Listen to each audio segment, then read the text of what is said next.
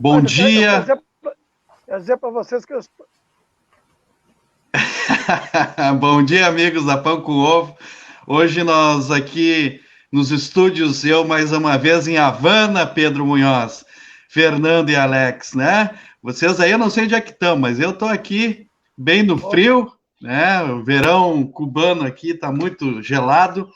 Nós hoje na Pão com Ovo, mais uma vez, quarta-feira, 10 da manhã, nesse frio, e esperamos que a maioria das pessoas estejam aí tentando auxiliar e ser solidária com as outras, né? Que o frio é um fator muito duro para quem mora no hemisfério sul e mais ao sul do Brasil, né? Eu sou o Preto, sou da Pão com Ovo e hoje vamos receber nosso grande amigo, companheiro, poeta, músico e um dos maiores trovadores desse Brasil, Pedro Munhoz. Sem mais delongas, passo a bola aqui para o Alex ou para o Fernando. É com vocês aí, moçada. Bom, eu vou tomar a frente aqui. Primeiro, dizer que é uma grande satisfação ter uma figura do quilate do Pedro Munhoz aqui conosco. É uma alegria. Eu conheci o Pedro nas minhas andanças por Pelotas, cidade que me acolheu durante 7 anos da minha vida, e onde eu pude não só fazer a minha formação profissional, universitária, mas mergulhar, né, no movimento social, minha filiação partidária, minha militância de juventude, movimento estudantil. E o Pedro, né, que já era decano naquela época, era uma referência, não só na questão artística e cultural, mas também na questão política. Um grande companheiro que faz da arte e da cultura uma ferramenta, um instrumento aí de conscientização e de mobilização. Então, para nós da Pão com Ovo, que iniciamos essa nossa jornada na brincadeira, viu, Pedro? Mas a coisa foi ficando séria. Teve gente que gostou e pediu mais um, mais um, mais um, que nem pão com ovo, né? Um dia o outro falha, mas a gente sempre está mandando um pão com ovo para dentro, porque é um alimento satisfatório, fácil, barato, embora, como eu tenha lembrado, um outro colega nosso que esteve na semana passada aqui, infelizmente ainda falte na mesa de muita gente, né? Já tivemos um momento em que isso não acontecia, voltamos, né, a viver uma situação dramática no país, e a gente quer discutir hoje contigo, a partir das tuas andanças, das tuas histórias, né, um pouco da relação entre música, cultura e resistência, tu falar da tua obra, que é extensa, da tua caminhada, que é individual, mas também é coletiva, profundamente coletiva. Então, para nós é sempre uma alegria ter uma pessoa que a gente sabe que é batalhadora, assim como os que estiveram antes aqui, todos eles ativistas, da luta social, pessoas comprometidas, e a Pão com Ovo é isso, né? Tem que ter junto com esse ar mais descontraído, né, a seriedade e a concepção de luta, sempre equilibrando uma coisa ou outra, porque a vida, né, não pode ser só tristezas, né, e o sorriso da canção e da poesia hoje está presente aí, graças ao Pedro Munhoz. Muito obrigado, Fernando. Tu aí que está com frio e com tosse, manda ver. Pois é, uma satisfação enorme para nós aqui receber o Pedro aí para esse bate-papo. Aqui eu falando aqui de Pelotas, uma cidade que tem uma relação muito próxima com o Pedro, e o Pedro aqui é sempre muito querido para todos nós aqui de Pelotas, e uma referência para a gente aqui na cultura, na luta, na resistência, né? Eu estou bastante otimista e com bastante saudade aí do Pedro, e quero escutar bastante aí o que ele tem para nos dizer, né, de como é fazer cultura, música e resistência nesse Brasil que a gente vive hoje, né? Como é que está sendo essa experiência aí, né? Então, sem mais delongas, como diz o Alex aí, vamos passar a bola para o Pedro, que todo mundo está com vontade de escutá-lo aqui, né? Tá bem, bom dia, né? Bom dia, nosso querido Leonardo, Tchevarri, nosso querido Preto, né? Bom dia, o Alex Sarato, que a gente se conhece já há tantos anos, né? O Fernando Rosário, da mesma forma. Bom dia a todos os amigos e amigas. É um prazer muito grande de estar aqui e realmente o pão com ovo é uma coisa é o nosso feijão e arroz de todos os dias, né? O pão com ovo é uma coisa que não, invariavelmente, a gente, em algum momento, a gente lança a mão do pão com ovo, né? E eu faço me lembrar, Alex, Leonardo, Preto e Fernando, lá em Canguçu tem um espaço chamado Pão com Ovo Frito, que não tem nada a ver com essa proposta do pão com ovo aqui. Mas me lembro, ver que essa coisa do pão com ovo, ela está meio que no inconsciente coletivo, e principalmente nessas questões que nós vivenciamos da luta, né? Da comida rápida, e também do debate, de poder estar sempre pronto a um debate, a uma discussão, a uma conversa, né? Então, eu me sinto muito feliz de estar aqui fazendo esse encontro com vocês e aprendendo também, porque como trovador, e o trovador é isso, né? O trovador nada mais é do que uma antena, ele é como ao longo de séculos, de 1000 anos, né? Da palavra cantada, né? Os trovadores, os jugulares, os menestréis, os aedos, enfim, né? Somos cronistas de um tempo histórico, né? Somos cronistas de um tempo, né? Os trovadores eram assim, por isso eram perseguidos, né? E então, com um pouco dessa história, é aprender um pouco, também aprender com a história dos outros. A gente, nas nossas canções, coloca as nossas experiências, as experiências vivenciadas, mas as histórias que nós ouvimos, alguém que nos conta, ou seja, nada é nosso, nada nos pertence, nós apenas condensamos em 4, 5 minutos de música e devolvemos a quem de direito, as pessoas, o povo, né? O cotidiano das ruas, né? O cotidiano da vida. Esse é o nosso compromisso. Então, estar aqui também é uma forma de aprender, de estar fazendo esse intercâmbio, e eu me sinto muito feliz de poder falar em música, cultura e resistência com vocês e com quem está aí em casa nos assistindo. Quem tem coragem, hein, Pedro? Essa é uma das músicas, assim, quando eu escuto, eu me lembro quando eu estava à frente do sindicato em São Cepé, quando eu estava sozinho na luta, eu colocava ali para aumentar a moral, porque enfrentar esses contratempos da luta só com cultura, Fernando, né? Já digamos aqui que é um prazer tê-los conosco, nos acompanhem nas redes sociais, né? Twitter, inauguramos ontem de noite o nosso Twitter, estamos também no YouTube, logo depois que acabar essa live aqui, a gente já vai subir o vídeo. Opa! Mas queria dizer, Pedro, esses tempos nós estávamos discutindo aqui, não na Pão com Ovo, mas em algum grupo de WhatsApp aí, e falaram muito no Noel Guarani, né, nas suas letras, no Atahualpa Yupanqui, eu não sei pronunciar esses nomes aí, mas o Noel é um cara que me chamava muita atenção. E numa das andanças que a gente fez, eu e o Pedro por aí, o Pedro cantou umas do Noel, né? E queria saber, assim, Pedro, quais foram as tuas referências aí, né? Que tu falou muito bem, o trovador é cronista do seu tempo, né? Essa é a primeira pergunta que eu te faço, assim, diretamente.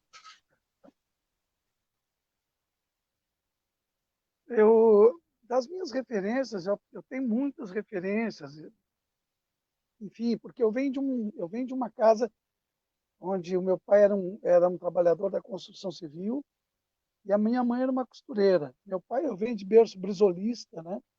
Tenho esse berço, tenho essa marca, esse perfil, inclusive, na minha visão política também, né? Uma visão extremamente brisolista, e não, em determinado momento, militei, inclusive, no PDT, mas na verdade, militei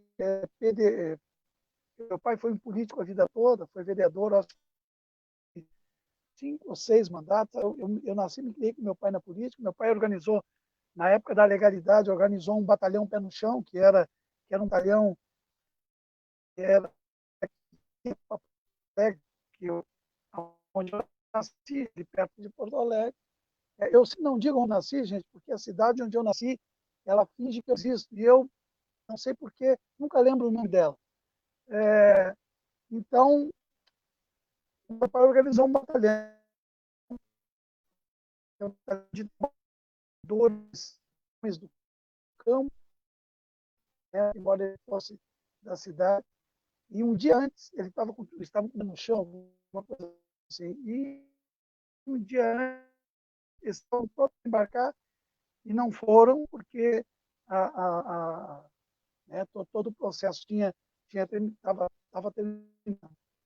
Então, eu venho de uma casa onde o meu pai sempre procurava, no período da ditadura militar, em 68, quando eu estava na primeira série, na primeira série primária, eu tive o terceiro exército. Era normal o terceiro exército entrar na minha casa, levar meu pai para o interrogatório em casa, a cidadezinha sempre nos discriminava, porque eu era filho e o meu irmão tinha emprego, meu irmão mais velho não tinha emprego, não era filho do Pedro Barbosa, o comunista, ou não sei o quê. E a gente viveu sempre um pouco esse processo, né? Mas, em compensação, meu irmão sempre foi uma figura que, meu irmão, por ser mais velho, a gente escutava em casa, pelo meu irmão, pelo meu pai, pela minha mãe, sempre nós tivemos três coisas muito fortes em casa: cultura, arte e política, né? Então, isso sempre teve forte na minha vida.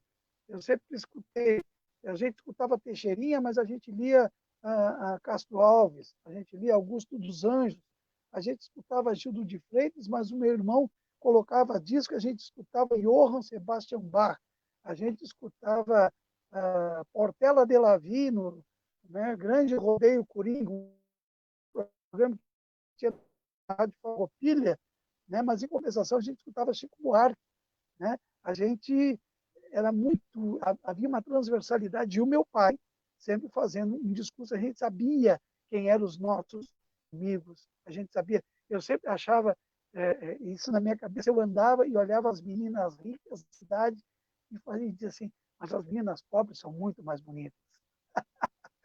Né? Isso é uma coisa de menino, né?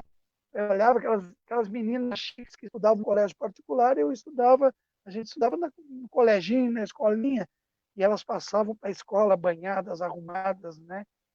E aí vinha uma menina de um bairro afastado de bicicleta, né? Exuberante, né? Aquela coisa da classe trabalhadora. Mas as meninas pobres são muito mais bonitas, né?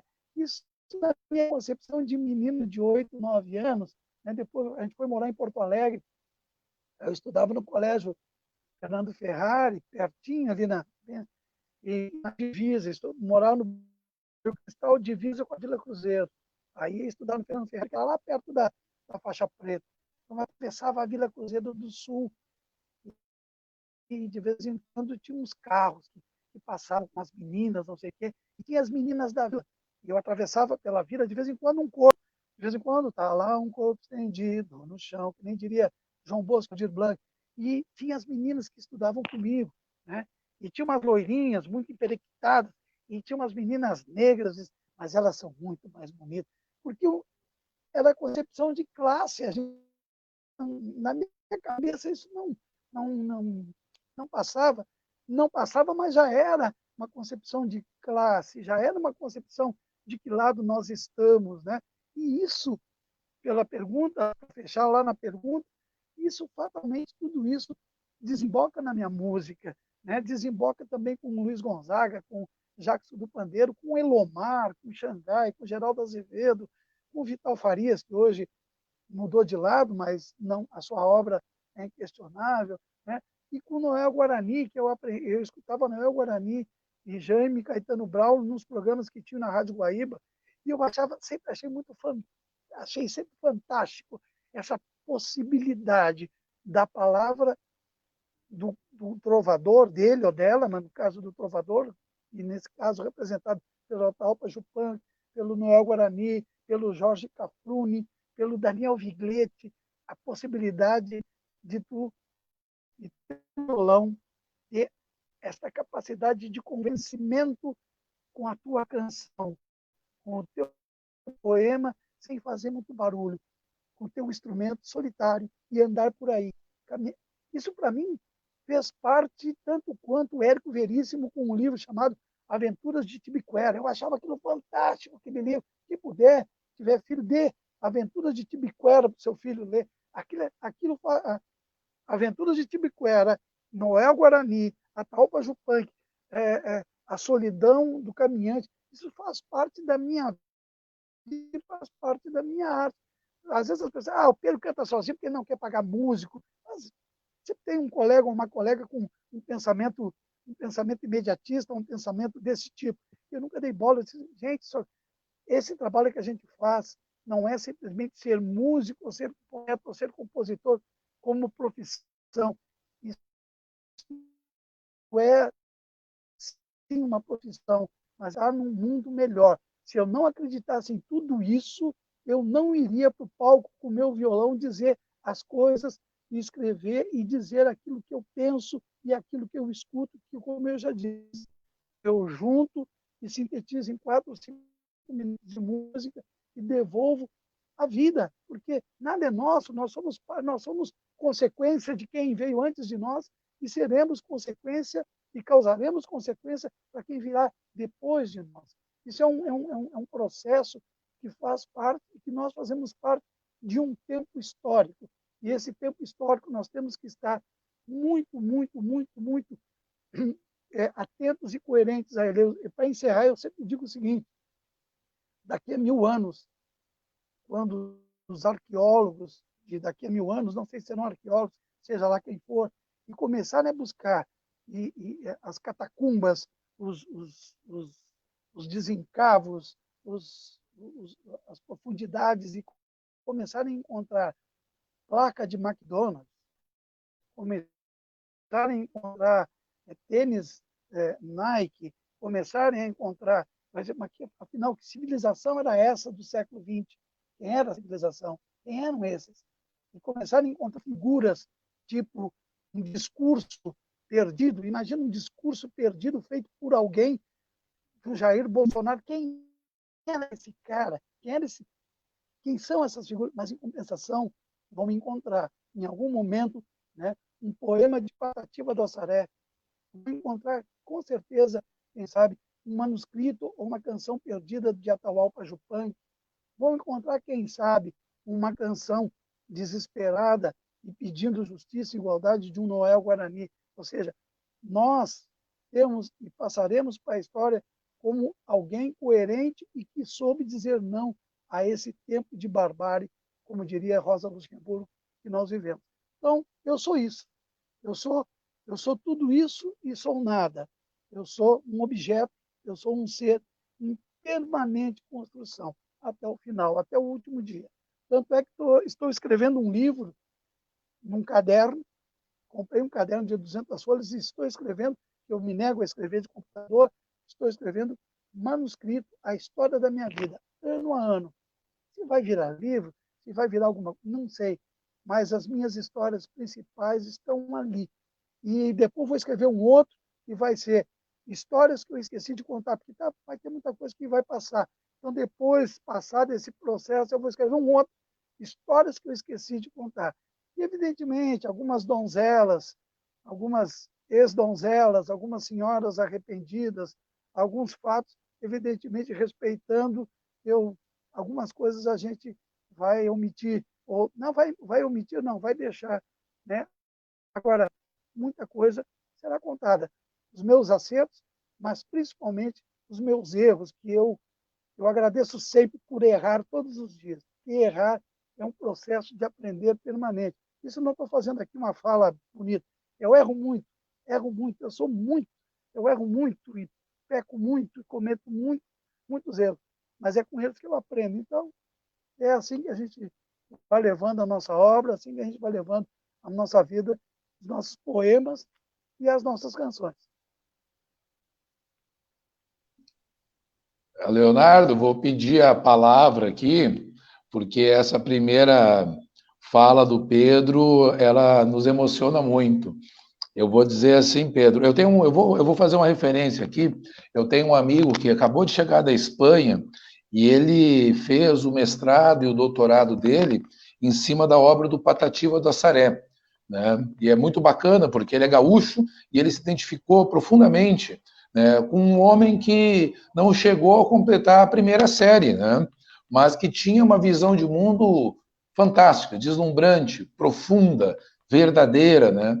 E eu acho que essa é uma característica de todo aquele sujeito, homem ou mulher, jovem, adulto ou idoso, que traz consigo essa beleza da arte, da poesia, da música, né? E então deixar um registro aqui, mandar um grande abraço para o meu amigo Rafael. Mas eu vou começar pelo fim do que tu falou aqui, Pedro, sobre a questão do erro, né? Eu, o Leonardo e o Fernando somos professores e professores de escola pública e lidamos, dialogamos, convivemos, né, com jovens, crianças e jovens e adultos, né, que estão açoitados por esse sistema. Né? As escolas em que eu trabalho e que trabalhei são escolas que pegam uma população que a gente chama de carente, pobre, etc. Né? E sobre o erro, eu sempre digo para os meus alunos, a pedagogia do erro, eu comento com eles, né, que ele é muito mais importante que o acerto. Porque às vezes você acerta num chute e não sabe por que acertou, mas o erro te leva a rever aquilo que você fez. Te faz com que tu analise, né, o que eu errei, por que eu errei, aonde foi que eu errei, e que a pedagogia do erro, que é tão discriminada na escola, se você errou, nota 0, se você acertou, não importa como, nota 100. A pedagogia do erro, ela é de um tremendo aprendizado para nós. E também queria comentar sobre uma outra coisa, né, que me veio à mente a hora que tu falou, de um livrinho no sentido da extensão, do tamanho, um livreto, que é uma grande obra, como tudo que ele escreveu, do Eduardo Galeano, chamado Nós Dizemos Não. Eu tenho por costume, chega um momento que o livro é meu, eu digo, eu vou dar esse livro para ti, porque eu já li, já conheço a mensagem, e acho importante que outra pessoa leia, e um dia eu espero que tu também passe para outra pessoa, porque tem que circular a ideia, tem que circular o sentimento. E o livro dizia, nós dizemos não. Eu acho que nós estamos aqui num grupo de pessoas que sabe dizer não, mas também sabe dizer sim, né, conforme a realidade se apresenta. E eu queria que, no próximo momento aí, minha esposa está chegando, lá, dá um oi, Carol. Isso aí, essa é a Caroline. Que tu falasse um pouco sobre três tópicos, assim, né? Os palcos da vida, né? As tuas andanças e as memórias. Nós comentávamos em off, antes de iniciar o programa, sobre os lugarejos, os rincões, né? E, ao mesmo tempo, os palácios, né? Que a gente se enfia aí nessas nossas andanças e as experiências que isso traz para todos nós. Se puder fazer um comentário a respeito disso, a gente fica muito feliz. Deixa eu só pedir para ti me rememorar. Os palcos da vida. As andanças e memórias. Essas experiências todas que o artista, que o ser humano, né, mas o artista em particular consegue, como diz, vivenciar não só de uma maneira diferente, mas com um olhar diferente, né? Porque quem carrega a alma na poesia sempre tem um olhar com outro brilho, né? Alguém comentou, e graças à vida, né? Exatamente. É verdade, graças à vida que me ha dado tanto. Eu vou aproveitar. Agora, ou alguém tem algum comentário? Não, eu já vou aproveitar e pegar a carona aqui com o Alex e pedir para que tu aborde duas. Eu tenho certeza, tu falou aí para nós, está escrevendo um livro sobre a tua vida num caderno, né? E eu tenho certeza que essas duas coisas que eu vou pedir para te comentar, elas muito provavelmente vão estar nesse livro aí, né? Mas eu queria saber se tu podia dar uma antecipada e comentar para a gente, assim, duas coisas que são, de certa forma, coisas que te colocam, como o Alex falou, nos rincões e talvez em espaços internacionais, né? Primeiro eu queria que se tu pudesse comentar para a gente assim, um pouco como é que se deu essa tua passagem aqui por Pelotas, na cidade de Pelotas, na medida que tem muita gente nos assistindo aqui da cidade e que queria saber um pouco como que Pelotas influenciou na tua obra, na tua vida aí, né? E tem uma passagem assim que eu queria muito que tu colocasse para nós como é que ela se deu, foi quando tu participou da composição do jingle da campanha do Hugo Chávez lá. Se tu pudesse abordar nessa tua fala esses dois aspectos aí, a gente ficaria agradecido de te escutar aqui. Ô, Pedro, enquanto tu está anotando aí, também Também, fazer uma colocação aqui para o pessoal. Todo mundo que nos escreve aqui na Pão com Ovo, a gente conhece de uma forma ou de outra. A Joana, nossa fã número 1, né? Sempre está dizendo, sugerindo pautas, como a Amanda, a Vânia lá de São Cepé, a Jano, o Fábio, o Kleber, nosso grande amigo, vai estar conosco também, logo ali na frente, na Pão com Ovo, conversando sobre arte e resistência também, porque ele é um grande produtor cultural aqui, nosso grande amigo. Mas é isso aí, Pedro. Essas duas perguntas aí do Alex e do Fernando, ó, dá pano para manga, hein? bom, eu primeiro eu queria retornar, né, para fazer essa sequência de respostas, lembrando lá a questão do erro e do acerto, Fernando, Preto e Alex. Tem outra situação, nós somos do Sul. Eu já viajei, eu fiz muito até 2000. Bom, são 23, 24 países andando, né, entre América Latina e Europa. Só para a Europa eu devo ter feito eu fiz 5 giras para a Europa, e quando chegou 2009 eu estava indo numa sequência, e aí eu achei que eu deveria dar lugar a um outro artista, porque sempre era eu o convidado. E aí eu disse, olha, a partir do ano que vem eu não gostaria de vir, eu gostaria de sugerir algum nome para que você chamasse, para que viesse outro artista, até para poder oportunizar, já que eu tive só por uma entidade, eu fui 3 anos. Dos 5, uma entidade me levou 3 anos. Aí eu não sei se ela se ofendeu, nunca mais me chamou. Nunca mais eu fui para a Europa cantar.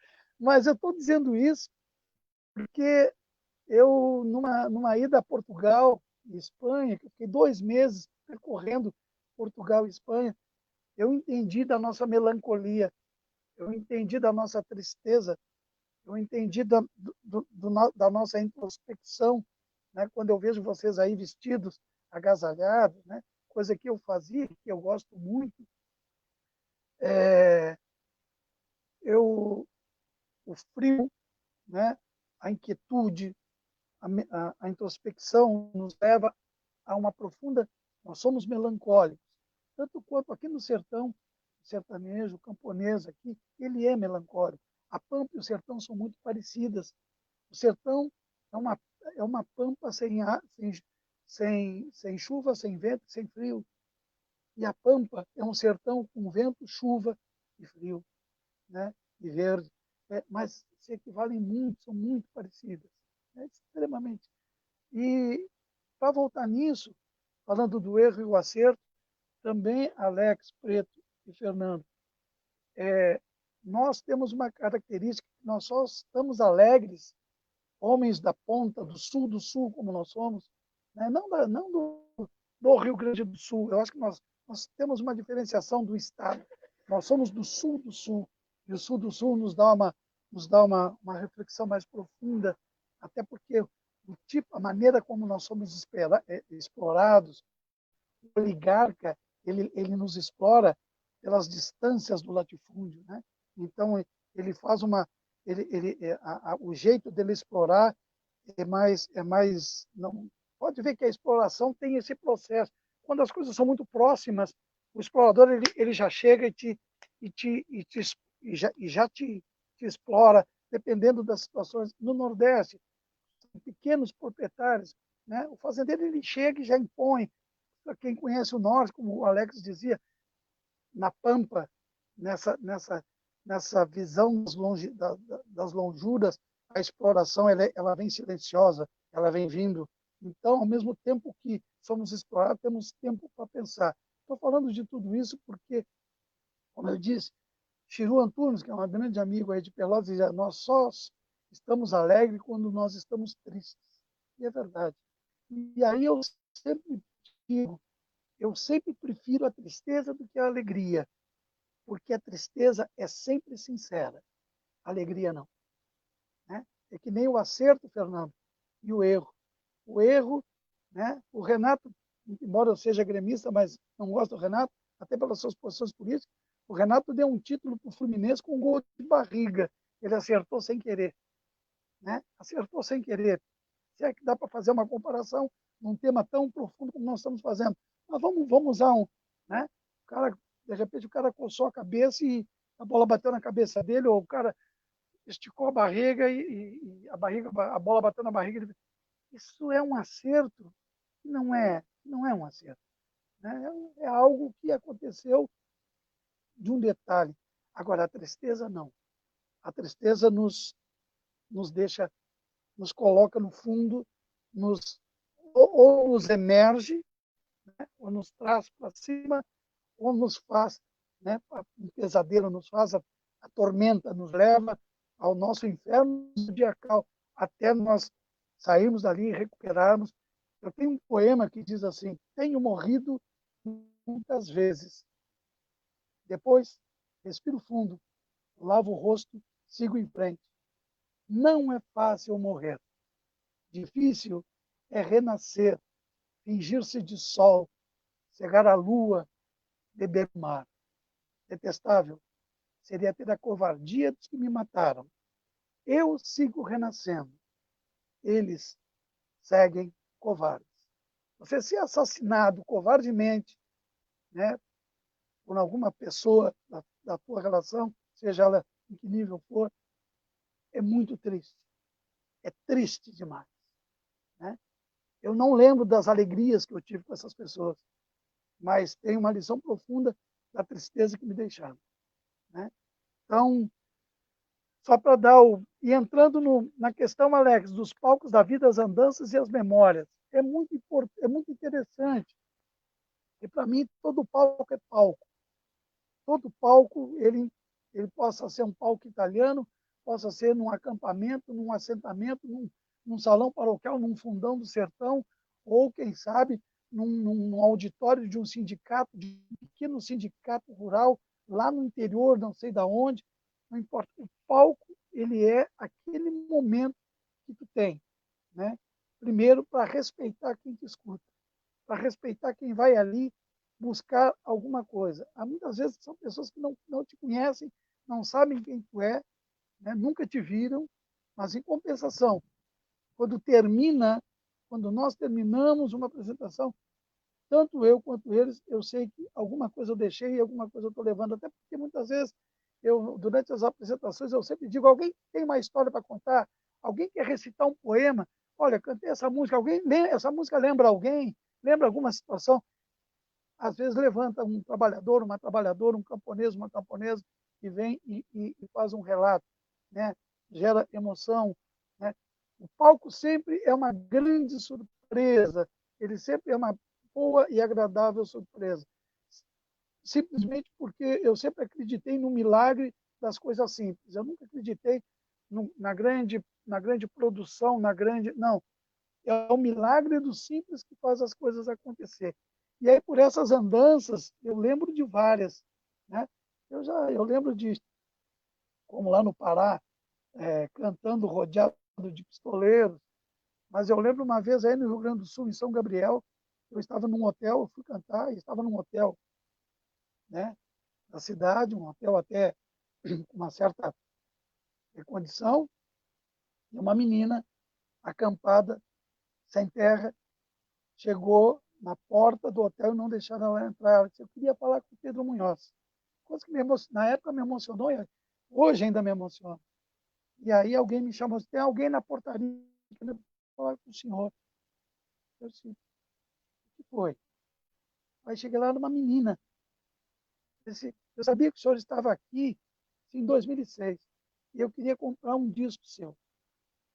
Aí puxou da bolsinha dela do encontro R$ 10 dobradinhos e me deu para comprar um disco meu. Vocês acham que eu vendi um disco para uma menina numa situação dessa? Claro que não. Né? Por tudo que a gente faz, por tudo que a gente representa. Né?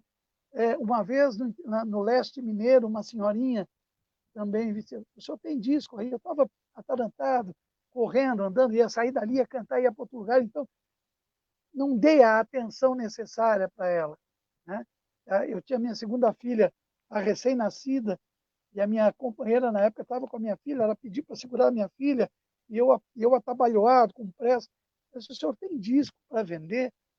Eu disse, eu tenho sim, eu tenho. Foi um período que eu fiz discos a R$ 5, que era para vender para o povo, que era para massificar. Eu gravava os discos em casa, tudo registrado, tudo legalizado, e vendia a R$ 5 para o povo levar.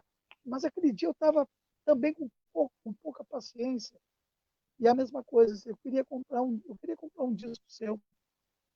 Aí eu disse, quantos? Aí ela pegou R$ 50 amassados também da sua bolsa e me deu.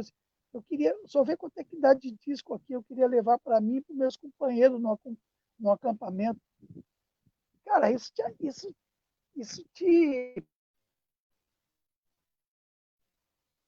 é uma lição de vida. É uma lição de vida que jamais alguém vai aprender. Jamais. É uma lição de vida que em lugar nenhum te dá. Em lugar nenhum. Em lugar nenhum, esse tipo de coisa a gente aprende. Com a lição do povo, com a humildade, e o quanto a gente tem que ser humilde e saber que nós somos artistas do povo e que nada nos pertence. Nós somos apenas o repassador, nós somos cronistas desse tempo, nós somos cronistas dessas histórias que nós conseguimos atingir. Nós só somos, a nossa arte só tem a validade, ela só consegue ser real quando nós atingimos as pessoas e a realidade dessas pessoas. Caso contrário, essa condição de classe cantando alguma coisa. Agora, quando nós conseguimos fazer isso, ou quando nós chamamos um camponês, uma camponesa, um trabalhador de fábrica, como eu já fiz, e às vezes ele está ali embaixo do palco e tu está vendo que ele quer, e tu chama ele para o palco para dividir contigo, e ele vem e ele nunca mais esquece aquela situação. Essa é a nossa função. Essa é a função da arte. Essa é a função do artista. E tudo isso eu já passei, Fernando, e Alex e Pedro. E muitas outras situações, de dividir comida com um companheiro ou com alguma companheira, né? Ou de viajar de carona. Enfim, hoje um pouco diferente, mas ainda a gente guarda muito dessas histórias e muitas dessas andanças, né? Com pessoas que muitas vezes, através de uma música, ela se familiariza contigo e te trata como se tu fosse da casa dela. Ela nunca te viu e tu tem que respeitar porque tu roda na casa dela, tu toca na casa dela todos os dias e ela te tem como alguém da família. E tu é alguém da família através da tua canção que reflete e que reproduz a sua realidade. Então esse é o nosso compromisso. O compromisso é um compromisso de vida, é uma profissão de fé que nós temos, né? Eu não poderia, se fosse diferente, eu não faria isso, não faria esse trabalho, né? Então acho que é muito importante esse olhar. E aí nós vamos encontrar dentro do próprio campo da esquerda, nós vamos encontrar as vaidades, nós vamos encontrar os doutos, né? Os indivíduos que leem a aba de orelha de livro e depois vem vomitar para cima da gente. Enfim, nós estamos falando de seres humanos, né? Então nós encontramos, e nós temos que ter um cuidado, porque em cada lugar, em cada apresentação, há uma armadilha muito fácil da gente cair, né? E ser pensado pela vaidade, ser pensado pelo orgulho, ser pensado pela arrogância. A gente tem que ter um cuidado muito grande, muito, muito grande. E a minha passagem por Pelotas, Fernando, ela se dá em 85, quando eu saí da minha cidadezinha para jogar um futebol de salão ali na Remensão. Eu vim jogar futebol de salão com uns amigos, e tinha uns amigos lá da minha cidade que moram aí, e nos reunimos para bater uma bola. E eu me apaixonei pela cidade, isso em 1985. Aí depois o Colégio Gonzaga me convidou para ser jurado, tinha lá meus 24 anos. Eu fui jurado da segunda charqueada da canção lá no Colégio Gonzaga. E ali, Pelotas ficou na minha... Aí, ali eu fiquei pelotense, né? E fui embora muito, muito tocado. Em 87, primeiro festival Terricor da Canção em Pedro Osório. Martim Coplas, que é um grande músico argentino que me levou. Eu acabei vindo para Pelotas e ali me envolvi com músicos de Jaguarão, de Pelotas, gente e aquela efervescência pelotense. E tinha um boteco do meu querido falecido Coriolano, que é lá que era de Santaninha, né? Da Boa Vista, o Aguada, ali na Félix, quase esquina com a Cassiano. O Aguada era o bar que reunia todo mundo. E eu chego naquele ambiente, em 87. Disse, meu Deus, o meu lugar é aqui. O meu lugar é aqui. Eu não tenho a menor dúvida que o meu lugar é aqui. Eu tenho que vir para cá, não sei de que jeito. Em 88, meu compadre Berê Azevedo, o pai dele, era secretário de Educação lá em Santa Vitória, né? E Berê, inclusive, é padrinho da minha primeira filha. O pai lá é candidato e queria um jingle. Eu nunca tinha feito jingle, eu fiz um jingle, tinha feito um jingle aquele ano com um companheiro lá de Triunfo. E aí eu disse, não, deixa que eu faço, nunca tinha feito. Aí fiz um jingle, aí disse assim, Pedro, traz o jingle aqui, vem passar o final de semana aqui em Santa Vitória, traz o jingle aqui, passa o final de semana com a gente e já fica por aí. E aí eu fui, levei o jingle, era uma sexta-feira, minha mãe fazia aniversário dia 15 de setembro, eu embarquei em Porto Alegre dia 15, cheguei de manhã, dia 16, em Santa Vitória. E aí, casualmente, aquele dia, Vânia, um abraço, Vânia Becker, abraço, Vânia. Aquela sexta-feira ia iniciar a campanha política. As eleições ainda eram em 15 de novembro. Tô lá, cara. Aí começa o Berê disse assim, vai começar os comícios vão começar hoje. E o primeiro nosso é lá na Vila Brasileira, era então PMDB. Tu não quer ir junto lá para assistir o comício, vai ficar sozinha em casa? Vamos lá. E fui. Fui num jipezinho em Gurgel, que o Berê tinha. Chegou lá na vila, aquele caminhão, aquela coisa de comício de vida. E tinha um jingle feito pelos uruguaios.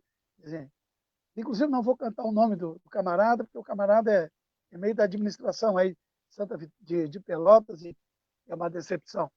Mas, enfim, na época, aí era um jingle, tem que ter novembro num homem de Coreia. Que negócio é esse? Que jingle mais estranho é esse? Mas era um jingle feito no Uruguai. As realidades e as culturas, né? Cara, aí o cara que anunciava o comício, que era um camarada chamado Hugo Rafael, que deve estar na Pelotense aí. Hugo Rafael trabalhava na prefeitura e morava em Montevidéu, alguma coisa assim. Hugo Rafael não pôde ir na abertura dos comícios daquele dia, daquela noite. E não tinha quem fosse o cara que animasse e anunciasse o comício. Adivinha para quem é que sobrou? Quem foi o convidado? Euzinho. Eu me convidaram. Cara, o Benepeto não quer. Não... Cara, vai começar o comício e não tem quem anuncie. Cara, tem que animar. Eu recém tinha chegado do Rio, eu ia para o Rio de volta. E eu, como eu tinha trabalhado em rádio, e essa coisa da animação, vamos lá, aí eu fui. Quando terminou o comício, o prefeito na época disse assim, pede para esse cara se ele pode ficar aí. Tipo assim, oferece, nós vamos pagar para ele ficar até, isso é setembro, imagina, até dia 15 de novembro, até o final. Oferece X para eles. Não, velho, eu estou indo para o Rio. Aí, o prefeito mandou te oferecer 2X. Não, eu estou indo para o Rio. Não. Aí, olha, o prefeito mandou para fechar, mandou te oferecer 5X. Disse, bom, espero que eu estou indo em casa buscar minhas roupas, estou vindo de volta. E aí fiquei em Santa Vitória, né? E nesse período lá, tive uma companheira, tive a minha primeira filha, e a minha relação com Pelotas começou a se estabelecer muito forte, não só com Pelotas, mas a região sul. Eu comecei a percorrer a região sul. Eu fui para o Uruguai aprender, ver um pouco mais de violão, e aí toda essa relação foi inevitável, né? Até que em 95, 96, eu me estabeleço em Pelotas. Bom, a última fase, aí eu já estou em Pelotas com a cabeça voltada que eu ia embora. Eu sabia que eu ia embora, era uma questão de tempo, né? Mas eu sabia que eu tinha que ficar em Pelotas para aprender mais. E aí, quando eu fiquei 5 anos, né? Inclusive a primeira eleição, né, do PT, aí, o jingle do PT, naquele ano, em 2000, foi da minha autoria, derrubando um monte de gente que tinha jingles do Rio, São Paulo, né? Inclusive foi considerado entre os 10 jingles mais bonitos do PT daquela campanha na época, no Brasil. Eu fiquei, na época, fiquei muito, pô, me senti muito legal, mas eu não era jinglista, eu não era fazedor de jingle, né? Era mais uma forma de ganhar algum dinheiro. E aí, em 2000, em 99, aliás, eu ganhei o primeiro festival de música da, da Reforma Agrária, e a minha vida ali mudou. Eu tocava nos bares em Pelotas, eu fazia esse trabalho provador, mas eu vivia de tocar nos bares, que era onde eu tirava o meu sustento, cantava Garota de Ipanema de noite, e pegava um ônibus, ia lá não sei aonde, cantar, protestar, e vinha ligeiro, porque de noite eu tinha que tocar no restaurante do fulano para ganhar o meu dinheiro. Né? Só que a partir de 99, quando a gente ganha o festival, isso mudou completamente. E eu comecei a viajar pelo Brasil todo, e a partir de 2001, a minha primeira saída, eu já andava pelo Uruguai, fui para o Canadá, do Canadá fui para Cuba, Cuba fui para a França, bom, aí ganhei o mundo, e em 2001 eu achei que estava na hora de eu ir embora. E foi muito triste também a minha ida. Eu fui embora de Pelotas, eu tenho um amigo, Frederico Bescla, grande amigo. Eu embarquei com 24 caixas. Fiz a minha mudança, eram 24 caixas embaixo do ônibus da Penha. Eu estava indo para Minas Gerais. Botei tudo ali. E o único amigo que estava a se despedir de mim naquele momento foi meu amigo Frederico Besco. E eu lembro até hoje, quando o ônibus arrancou, que virou, né, ele me abanando. E foi emocionante, porque eu sabia que a partir dali a minha vida tomaria outro rumo, né? E outros lugares, outros desafios me esperavam. E isso já faz 19 anos. Né? Dali eu fui para Minas, depois tentei voltar para Pelotas, fiquei 1 ano e meio, não deu certo. Voltei à minha cidade, que também não é uma cidade que não tem nada a ver comigo, né? Não temos nada a ver um com o outro. Nesse período depois, eu fiquei, a partir de 2013, quando eu coloco a banda lá, o Teatro Mágico, fico com uma música minha na novela, eu vou para São Paulo, fico um período em São Paulo, né? Depois me encontro com a minha atual companheira, a gente, né, ficamos, entrelaçamos essa relação, e num dado momento, em 2018, depois da campanha eleitoral, comecei a sofrer ameaças por parte, né, dessa gente que está aí no governo. Foi muito perigoso, era um momento muito perigoso ficar no Sul, né, pelas ameaças que eu vinha recebendo, tanto eu quanto a minha família. E aí, a minha companheira estava terminando um estágio, um período de trabalho dela em São Bernardo, onde nós ficamos os últimos 2 anos. E aí, entre voltar para o Sul e vir para o Piauí, e também o Nordeste é uma relação muito forte que eu tenho com o Nordeste, eu vim embora. Resolvemos vir embora, e faz 2 anos estamos aqui, vivendo muito bacana, muito legal, uma situação muito boa, e aprendendo muito. Né? Só que eu me cuido muito, eu não bebo, não como carne, não como açúcar, tem todo um cuidado, né? E aqui estamos num sítio, numa estrada do sertão, então todo dia agora eu peguei a minha bicicleta, porque a gente tem uma casa alugada na cidade, mas nesse período de pandemia estamos aqui, aí todo dia eu tenho aí 8, 9, 10 quilômetros por dia pedalando e refazendo esse processo, lendo, estudando, pensando, escrevendo muita coisa, né? E para finalizar, porque eu acho que eu já me estendi bastante, a campanha do Jingle, Fernando, foi a consulta popular através do João Pedro Stedley, que é muito amigo meu, Gebrim, pessoal, principalmente o João Pedro, me pediu, João Pedro, quando se aperta em alguma coisa, ele me corre para mim. Agora tem um poema do Mário Benedetti, que diz, Benedetti tem um poema que diz, e se Deus fuera mulher, ele faz uma, né, e se Deus fosse mulher. E aí o João Pedro já me pediu para musicar, e nós já estamos em contato com alguém aí na América Latina para botar uma voz e um piano, mas a pandemia está meio que nos atrapalhando.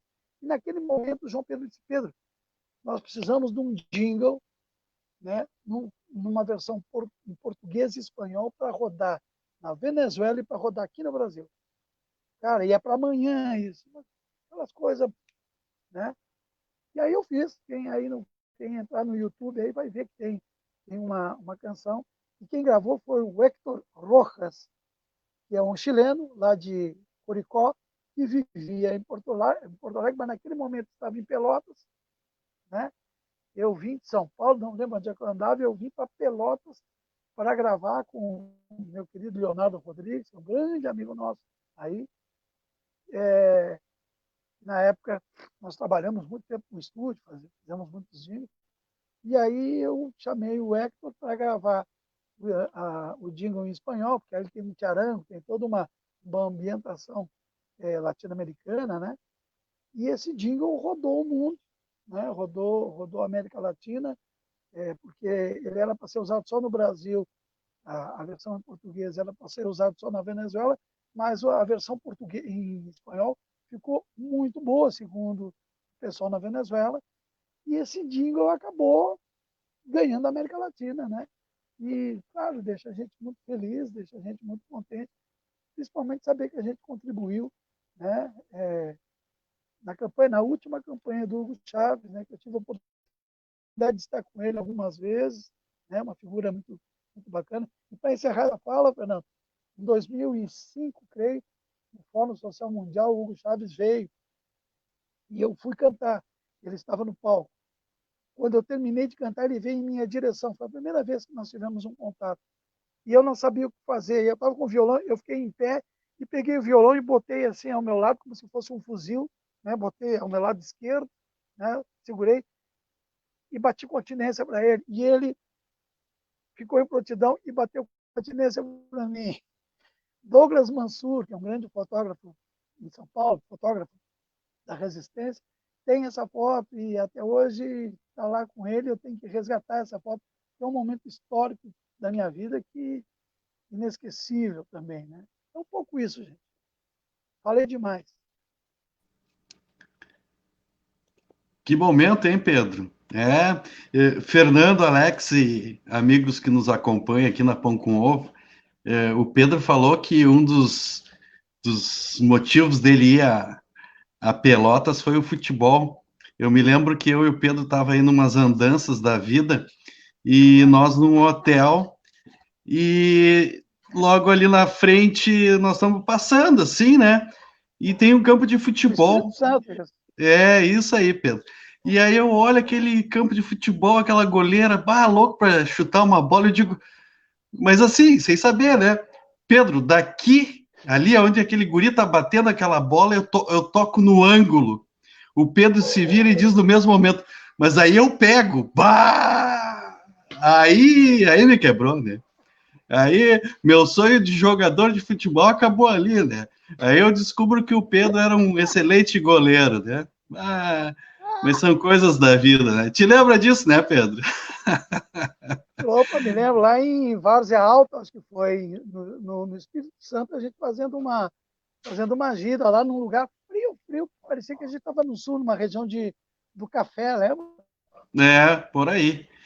Mas, enfim, acho que é pessoal... Várzea Alta ou Várzea Alta? Não me lembro agora, Pedro. A Joana, ela fez uma provocação aqui, mas não deu, porque ela ficou com o dedo nervoso, segundo ela mandou um WhatsApp. E era mais ou menos a linha que eu ia perguntar também. Mas, Pedro, antes ali, a Amanda nos fala que o teu sinal estava um pouco ruim.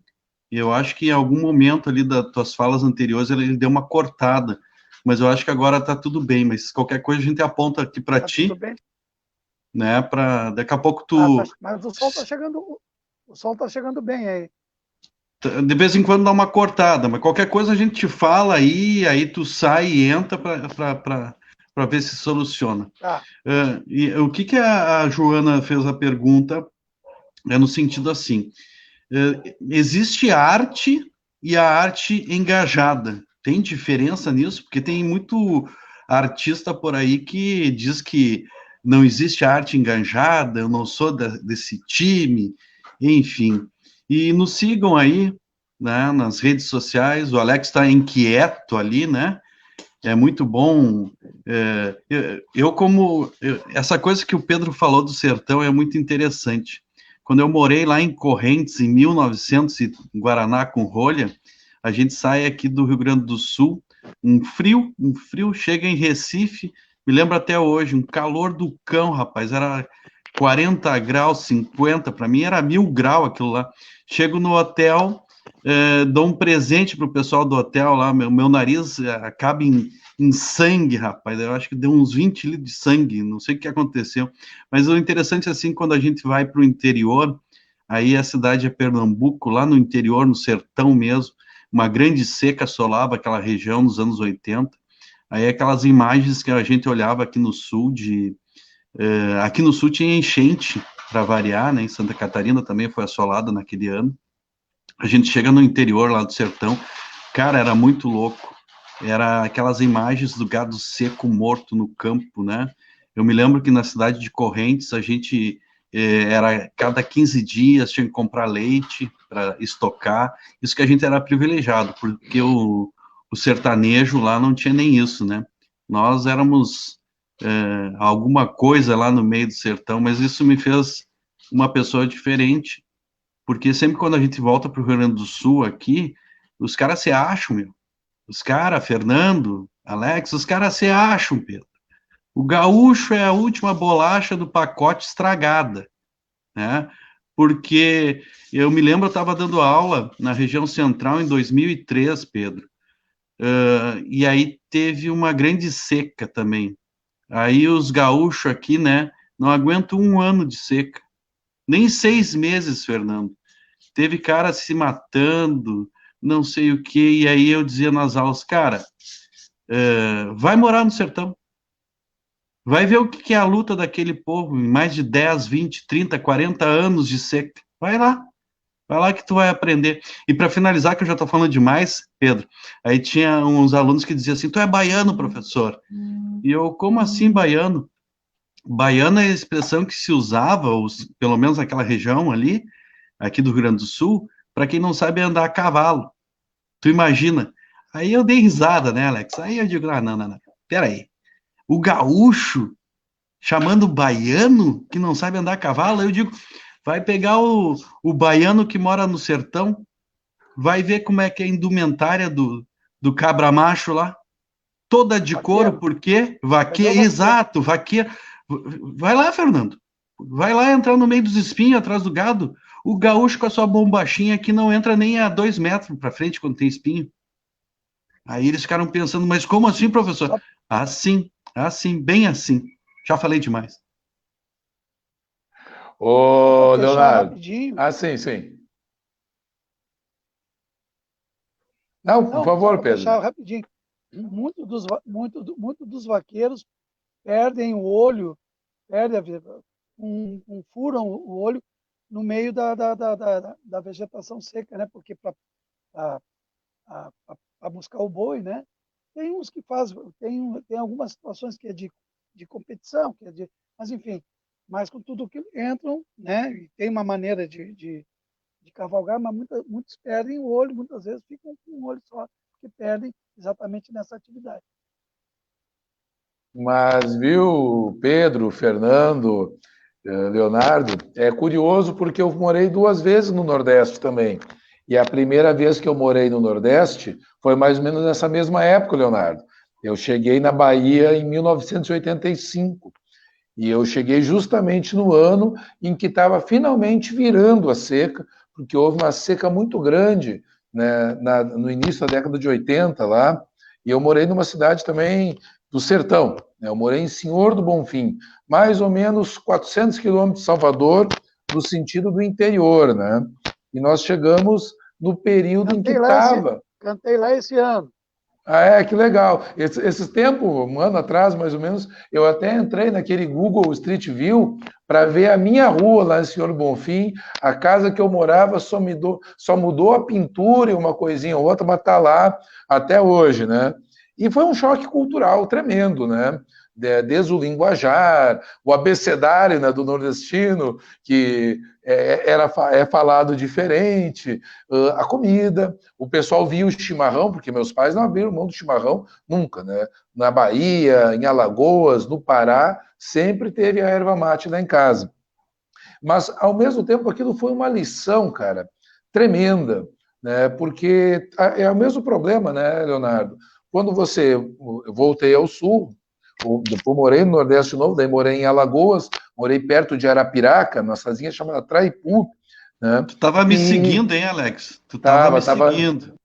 com certeza, né? Nem vou fazer piada com isso.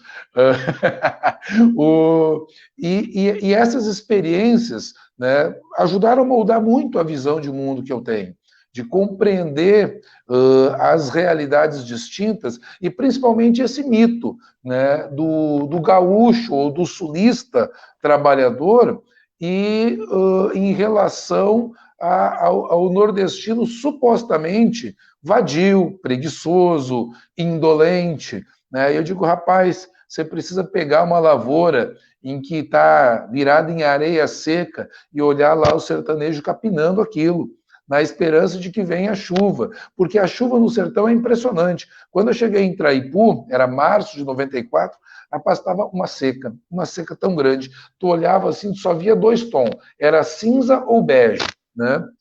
E alguns dias depois que eu cheguei, uns 15 dias depois, começou a chover. Eu morei nas margens do São Francisco. E aí a gente precisou ir a Arapiraca. Quando eu peguei a estrada de volta, eu não acreditava que eu estava passando no mesmo lugar, porque o mato vem, e aí ele vem com tudo, né?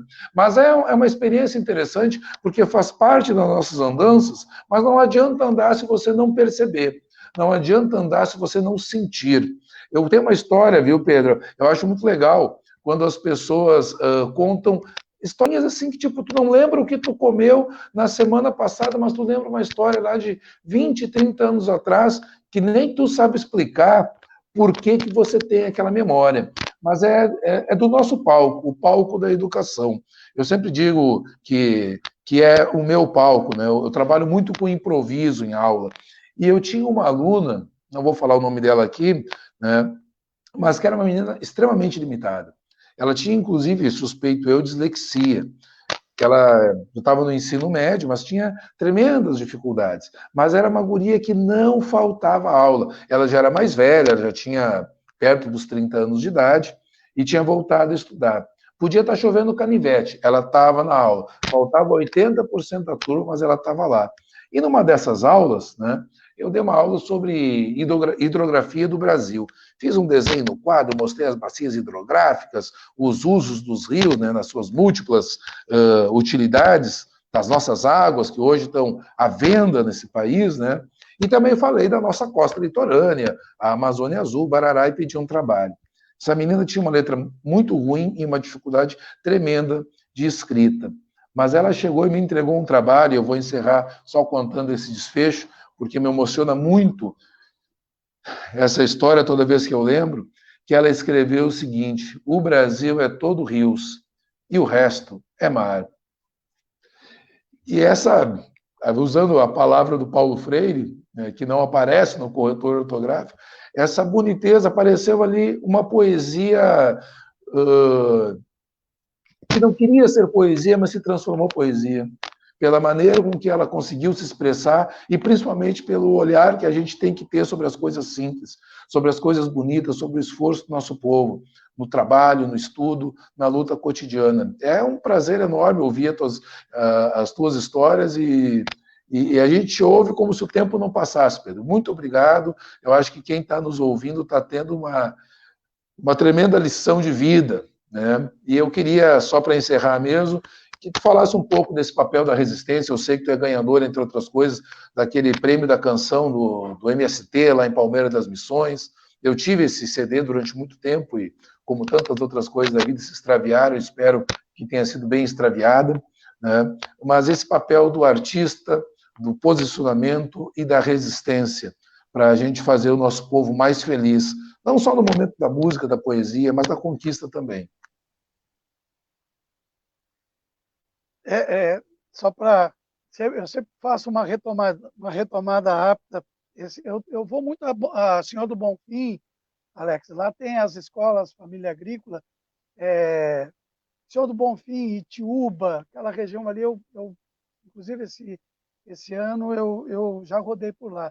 Alguém perguntava sobre, acho que foi o Marcos Vinícius, que tentou a transposição do Rio São Francisco para combater a seca.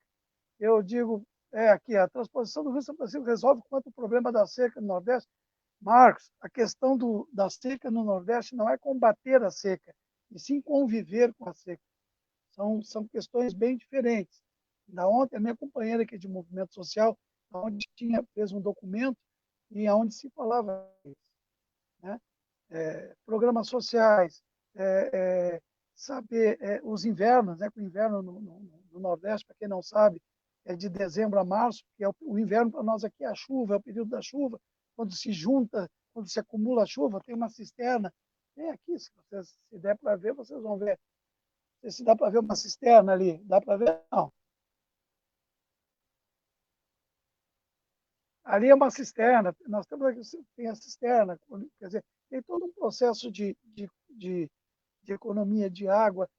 O Nordeste não é essa coisa infeliz, desgraçada e seca que o Sul compra, né? ou que a classe dominante nos passa, como acabou de relatar o Alex, né? O Nordeste tem uma riqueza. Agora nós estamos, como choveu bem no inverno, aqui nós temos uma fartura enorme. Vocês não imaginam o que aqui nessa região e no sítio aqui a gente colhe feijão, colhe milho. Agora estão colhendo milho. A minha mãe, com 92 anos, está aqui debulhando milho. Tem milho que faz o cuscuz, que faz o fubá, que faz a farinha. Pedro, Tem a macaxeira, Pedro, né? Oi. a tua mãe tá aí? Oi? A tua mãe tá indo Com contigo? 92 Ah, não anos. acredito. Ela veio junto, ela veio com tudo, porque ela também sofreu. Ela sofreu ameaças também. A minha mãe vai fazer 93 anos. Né? Então, se produz muito. O que falta, a gente vai ali na cidade e busca. Né? Inclusive, o nosso plano, o projeto meio da minha companheira é vir morar aqui, porque aqui tem uma qualidade de vida que talvez na cidade não se tenha. Então, e outra coisa também, exatamente como dizia o Preto, chamar, por favor, vamos respeitar, nós não podemos chamar o povo nordestino, o camponês e a camponesa aqui do Nordeste, de vagabundos, de dolentes, que não gostam de fazer nada. Não é isso. Temos que entender, como disse o Alex, temos que entender o clima, a região, o solo, as condições de produção, né? Os meios e modos de produção que nos é dado aqui. O capitalismo aqui não resolveu que aqui não queria investir. O capitalismo aqui não investe. Né? Mas aqui tem um povo que planta, tem um povo que trabalha. Evidentemente que tu não vai querer que o camarada vá para a roça exatamente num sol a 40, 50 graus. Né? Muitas vezes a gente tem... Isso não são outras situações, são outras realidades. Agora, dizer que o Nordeste não produz, não, o Nordeste produz muito, e produz a sua sobrevivência, e produz... Mãe, vem aqui. Vou mostrar minha mãe para vocês. As condições do Nordeste são ricas. Claro, evidentemente que tem todo o processo da convivência com a seca. Não se combate a seca, né? Se convive com ela e aí se busca alternativas para a sobrevivência e para a produção, no qual produz muito. Ali está a dona Sila, se vocês vão poder ver. Dá um oi. Aqui tá. Essa é a minha mãe, 92 anos, está com a gente aqui, né? Veio, adaptou-se tranquilamente ao Nordeste. Né? O Leonardo está lhe mandando um beijo. O Leonardo, lembra do Leonardo? Está lhe mandando um beijo. Então, gente, essas são as condições. É muito perigoso, sim, esses preconceitos que fazem com determinadas regiões do Brasil. E eu fico feliz, até porque também vocês têm essa sensibilidade, né, por entender, ou porque também já viveram aqui. Né? Me perguntava o Alex sobre a questão da resistência. Né? Eu acho que a resistência, Alex, nós temos que resistir, né, para existir. Essa é a situação. Né? E é só resistindo que nós nos colocamos, né, no protagonismo das coisas. Né? Nós temos que ser protagonistas da história. Né? E não nos deixam esse protagonismo, não nos dão essa possibilidade, né, de sermos protagonistas. Então, a única forma de nós sermos protagonistas dessa história é resistindo. Né? Nós temos que resistir. Resistir para existir. A partir do momento que nós resistimos para existir, nós criamos, sim, um protagonismo, quer eles queiram, quer eles não queiram. Né? E uma coisa que eu sempre digo e priorizo, né? Agora me fugiu. Uma coisa que eu sempre digo que nós temos, que aí vou responder a pergunta da companheira lá sobre arte engajada ou a arte que não é engajada. É muito simples. Nós temos, sim, sempre que apostar na formação, na nossa formação e sermos elementos formadores. A arte ela é uma ferramenta de formação. Ela não pode ser uma ferramenta de ideologização, assim uma formação, uma ferramenta de formação da consciência. Esse é o nosso papel, esse é o papel dos educadores e das educadoras em sala de aula, esse é o papel da arte, né? Arte educador e educador artista. Nós temos que ser isso. Né?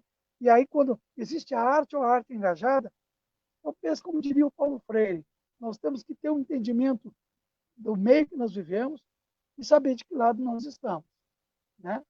Então, a arte engajada, para mim, ela existe, porque do lado que eu estou, do lado que eu defendo, do lado que eu ando, que eu caminho, não existe outra forma de fazer arte que não seja essa arte que questione. A arte ela é um elemento para questionar, ela é um elemento para deixar as pessoas inquietas. Né? A arte é feita, a arte ela tem esse objetivo de inquietar, de questionar, de perguntar, não de ter respostas, mas sim de fazer perguntas. A arte é isso. Né? Então, mas é arte engajada ou arte? Não, depende de lado que está. Se tu acha que tudo isso aí está muito legal, vamos escutar o que está rodando por aí. Né? Agora, o papel da arte é muito outro. Aí nós teremos que discutir aqui a indústria cultural, o que é a indústria cultural, teremos talvez que comentar um pouco sobre a escola de Frankfurt, sobre Walter Benjamin, sobre, sei lá, sobre outros pensadores desse período que vão nos trazer um pouco do Horkheimer e outros, para discutir o que é a indústria cultural, o que ela nos causa e de que forma ela nos faz consumir, né, tendo o capitalismo como um grande guarda-chuva de tudo isso. Mas, de maneira direta e rasa, sim, a arte engajada ela existe. Né? Ela só não vai existir para quem não está do lado de cá. Quem está do lado de lá acha que a arte é escutar isso que está rodando aí. Agora, a arte ela é uma só. E ela é isso que eu disse. Ela inquieta, ela provoca, ela pergunta, né? Ela não suporta dissimulações, né? E ela tem que estar ligada, assim, à realidade e ao sentimento e à pulsação de tudo aquilo que lhe rodeia, principalmente do povo, né? Penso que é um pouco isso.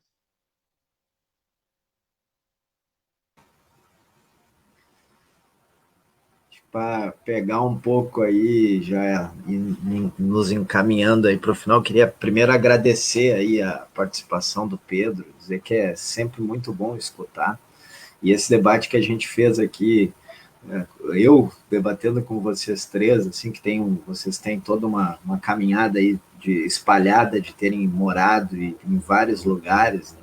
E eu fico sempre pensando, e vocês três tiveram também uma passagem aqui por esse lugar onde eu estou aqui, e só saí daqui para ir visitar algum lugar muito rapidamente, acabei voltando para cá, nunca morei em outro lugar que não seja Pelotas.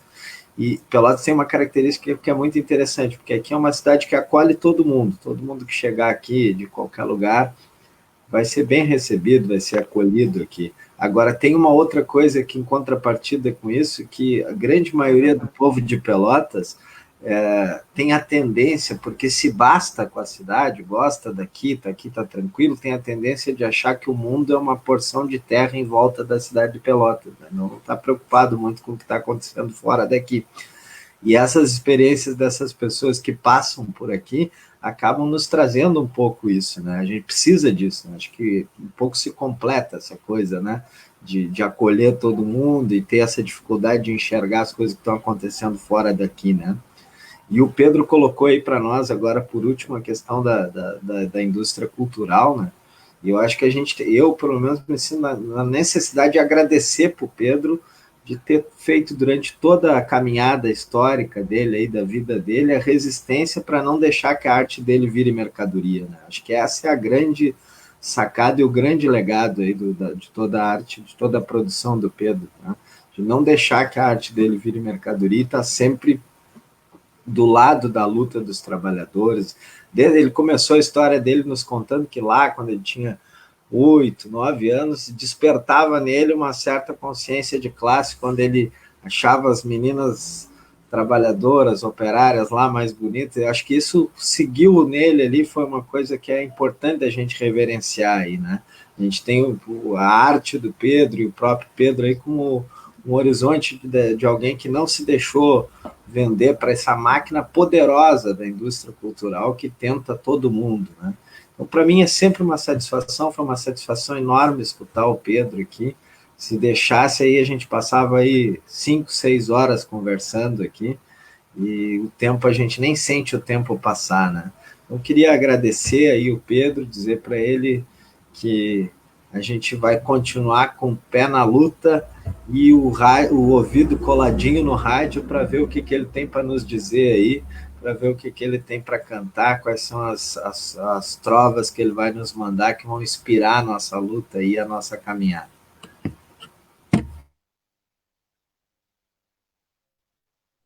Leonardo, eu vou aproveitar a deixa do Fernando, né? Eu acho que a riqueza desses nossos momentos nasce muito disso que a gente se propôs da Pão com Ovo, de não ter uma pauta, ter apenas uma intenção e uma motivação, né? Acho que eu vi vários comentários, né, ao longo da transmissão, agora ia comentar justamente esse comentário da Silvana, que é uma camarada aqui de Taquara, uma lutadora da causa dos trabalhadores, das mulheres, da infância e da adolescência, foi durante muitos anos, né, a pessoa que conduziu o Conselho Municipal dos Direitos da Criança e do Adolescente aqui, é ativista da UBM, foi presidente dos sindicatos comerciais aqui durante muito tempo, uma pessoa que sempre está sintonizada com isso, e eu acho que é essa troca que a gente se propõe, e a generosidade do Pedro, né, gente? Porque é um homem que bota a vida e a obra, né, abertas para mostrar para as pessoas que sim, é possível, mostrar para as pessoas que as nossas pequenas atitudes também contam tanto quanto as grandes atitudes, né? O Pedro falou sobre suas passagens pela Europa, locais, digamos, sofisticados ou pomposos, mas as histórias em que eu vi que ele se deteve mais, né, foram justamente as histórias de lugares pequenos, com a gente simples, né, do nosso povo, né, com aqueles momentos em que ficam gravados, porque são satisfação para nós, né? Eu tenho vários desses também, ao longo dos meus mais de 20 anos em sala de aula, primeiro como projeto, Pedro deve lembrar, em Pelotas, o desafio pré-vestibular, eu fui professor voluntário aí, participamos de outro projeto com o Sindicato da Saúde, e depois profissionalmente, né, professor em rede pública, do qual tenho grande satisfação. E eu acho que, parafraseando aquela canção do Milton, eu não lembro se o Fernando Bran também tem contribuição na letra, né? O artista tem que estar onde o povo está, o educador também. E tu foi perfeito quando tu falou do arte-educador e do educador-artista. Tu trouxe muito somatório e valorizou muito aquilo que a gente faz, porque às vezes a gente se questiona, às vezes a gente se pergunta, e os tempos são difíceis, são duros, né? O Renato Russo tinha uma música em que ele dizia que a ignorância é vizinha da maldade, e parece que hoje esse par está muito presente. Então, esse bálsamo que é a tua obra, né, os teus cantos e os teus contos, né, com certeza nos trazem muita força. Muito obrigado, Pedro. Por favor, fique à vontade, Leonardo também. Eu só tenho gratidão por esse momento especial da Pão com Ovo, que amanhã, inclusive, né, Leonardo, edição especial em função de um problema técnico de alguns dias atrás, vai estar trazendo, viu, Pedro, o debate sobre as periferias, com duas pessoas que têm uma grande trajetória, duas pessoas de Porto Alegre, a Bruna e o Criston, mas aí depois o Leonardo faz aí os comentários mais específicos sobre a Pão com Ovo, edição especial de amanhã. Hoje foi especial pela tua presença, Pedro. Muito obrigado de coração. Zé Gurizada, é nóis. Obrigado, Alex. Obrigado, Fernando. Ô, Pedrinho, tu tá com as tuas armas na mão aí? Olha, eu queria, antes de pegar as minhas armas, eu queria dizer uma coisinha bem rápida, coisas que é importante para a nossa resistência, e são coisas simples, é um milagre do simples, que eu costumo dizer. Tem coisas que a tecnologia, a revolução tecnológica, o capitalismo com todas as suas prevalências e todas as suas seu processo, né? Suas crises e suas modernidades não conseguiram terminar, né? O rádio, mesmo que eles quisessem, a tecnologia teve que assumir o rádio nos celulares, nos computadores. O rádio continua. O rádio é um grande receptor e a grande resistência, mesmo com toda uma programação que a gente deve filtrar, mas o rádio ainda continua. O livro é outra resistência, é outro espaço que nós, né? O livro nós podemos. O livro não é morto, ele vive a partir do momento que você abre o livro e lê, ele está vivo sempre, né? E o trovador e os contadores de história. Isso são coisas que talvez esses tempos e a modernidade e esse período, né? E esse quadrante que o capitalismo está, ele ainda não conseguiu terminar. Por isso que os fascistas ainda tentam e perseguem os artistas, os trovadores, como lá no século X, no século XI. E, por fim, antes de cantar, Leonardo, queria convidar todos e todas a visitar a minha página, que é uma página totalmente democrática e totalmente gratuita. Você vai entrar, se puder botar aí no gerador, palcomp3.com/Pedro Munhoz Oficial. palcomp3.com/Pedro Munhoz Oficial. Toda a minha discografia ali para ser baixada gratuitamente, além de fotos, contato, release, enfim, tem uma série de... Toda a nossa vida musical está ali para ser acessada, visitada e baixada gratuitamente.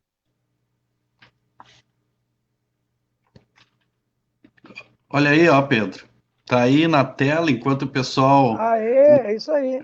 O Pedro, enquanto está se armando ali, nós da Pão com Ovo, amanhã teremos, como o Alex falou, uma conversa sobre periferia, né?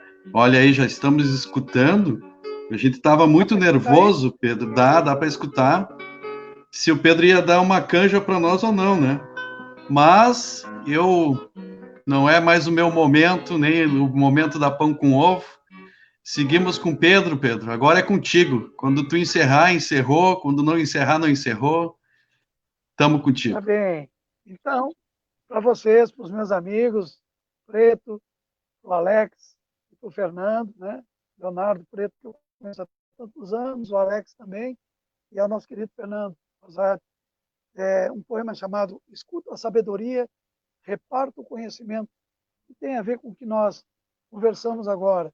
E aí encerro com uma canção chamada Sabedoria Popular, que é uma homenagem a Bertoldo Brecht, Paulo Freire e Patativa do Assaré, que nós mencionamos aqui. Tanto o poema quanto a canção é por Patativa, por Bertoldo Brecht e por Paulo Freire. E diz assim: vejo a vida e a razão buscando a razão da vida, tão moderna e primitiva, a pedra, o fogo e o avião. Busco sempre a compreensão para o devido entendimento. Aprender com os elementos, dia e noite, noite e dia. Escuto a sabedoria, reparto o conhecimento. Sabedoria, quem tem? O benzedor, o feiticeiro, na poção do raizeiro, o lenitivo do bem. E no estudo que não tem, domina o procedimento, a palavra, o benzimento, a dor que nos alivia. Escuto a sabedoria, reparto o conhecimento.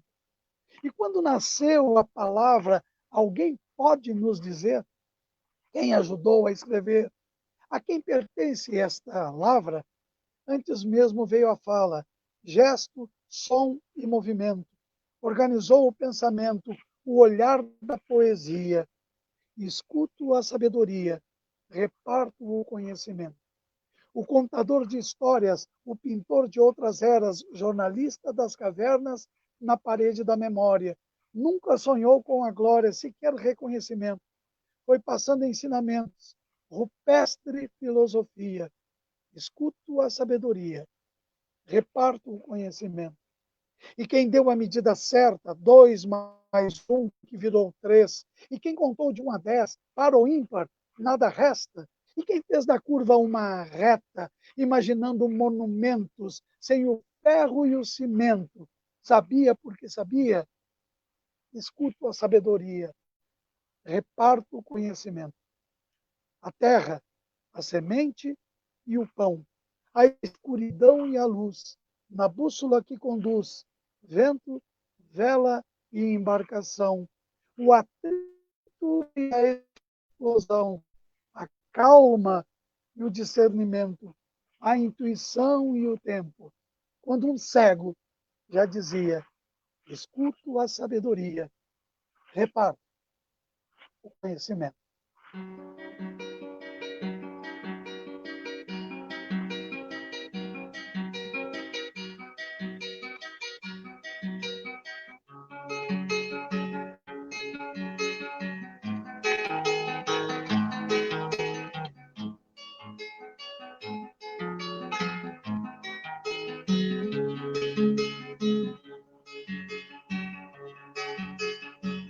Me responda se puder, pois a pergunta requer.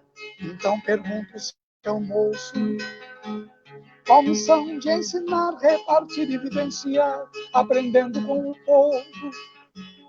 Experiência muito rica, povo escuta, povo explica, e o mundo vem mediar. Estrada de divina, a divina maravilha da gente se ensinar. Cantemos assim de novo, a menino, velho, moço, milagre das espigas.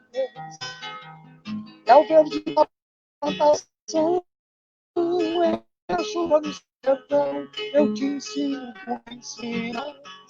Cantemos assim de novo, a menino, velho, moço, milagre das espigas. É o verde da plantação, é a chuva no sertão, eu te ensino, tu me ensinas.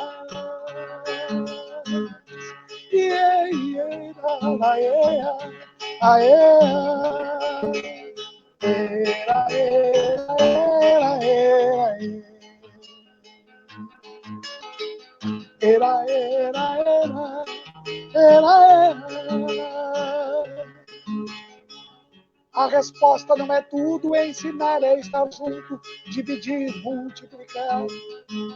É contar sem ler um livro, aprender é estar vivo, é o que nos faz caminhar. Poesia para quem olha, se emociona, ri, chora, num contente de alegria. Dividindo sentimentos, coração, conhecimento, razão e sabedoria. Cantemos assim de novo, a menino, velho, moço, o milagre das espigas. É o verde da plantação, é a chuva no sertão, eu te ensino, tu me ensinas. Cantemos assim de novo, a menino, velho, moço, o milagre das espigas. É o verde da plantação, é a chuva no sertão, eu te ensino, tu me ensinas.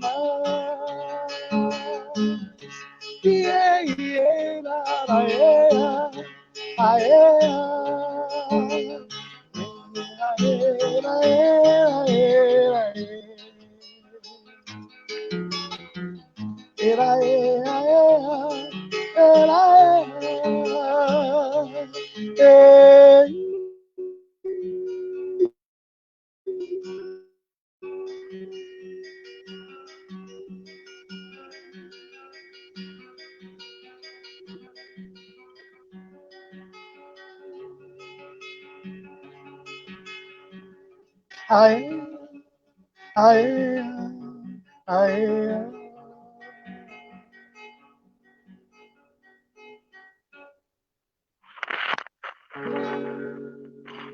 Gente, obrigado. Eu queria só, antes de mais nada, ainda, só obrigado, gente. Dizer para vocês que a gente tem o nosso livro, deixa eu ver se está aqui.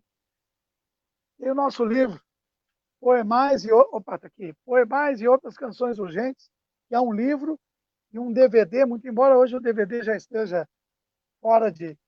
A gente traz no encarte, a gente está oferecendo o nosso trabalho, nosso livro e o nosso DVD. Aqui são 20 poemas e 10 canções que já estão no DVD, né? Os 2 poemas que eu recitei aqui fazem parte do livro.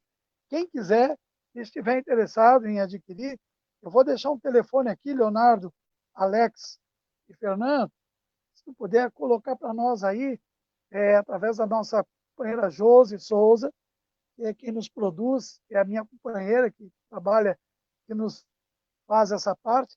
E o telefone é o 089 994 11 5495. Aí ali a gente fornece os valores, hein? Não é um valor caro, já vem com um correio incluído, você recebe na sua casa. E agradecer a todos vocês pelo carinho, pela atenção e por toda essa consideração que tiveram comigo. Como eu digo, a gente só é um passador, um retransmissor, um cronista do tempo. Então, a nossa obrigação, o nosso dever, toda vez que termina um encontro como esse, eu sempre digo, missão cumprida, mais uma. Cumprimos na nossa profissão de fé. Grande Pedro. Pedro, dá uma olhada aí, vê se está certo o contato aí, para a gente não errar. Eu ia pedir, Leonardo, eu ia pedir para o Pedro mandar para ti depois uma foto, enfim, algum material de divulgação para a gente, de tempos em tempos, Pedro, publicar na Pão com Ovo. A gente tem outras páginas que a gente administra também, além dos perfis pessoais. Seria um prazer aí divulgar a tua obra. Né? Ela precisa ser de conhecimento das pessoas. Eu estou maravilhado aqui. Obrigado. Eu vou encerrar a fala antes que a voz embargue. Obrigado. Gente, vocês vão encontrar no palcomp3.com.br Pedro Munhoz Oficial. Tem foto, tem toda a minha agenda, tá tudo ali. Inclusive a agenda de hoje estava lá também. Tá bom? Obrigado, Alex. Obrigado, Fernando. Obrigado, Leonardo Preto, querido amigo. Coração da gente sempre pulsando junto. Forte abraço aí, Pedro. Valeu, Pedrinho. Abraço a todo mundo. Até amanhã. Um beijão a todos. Valeu, Leonardo.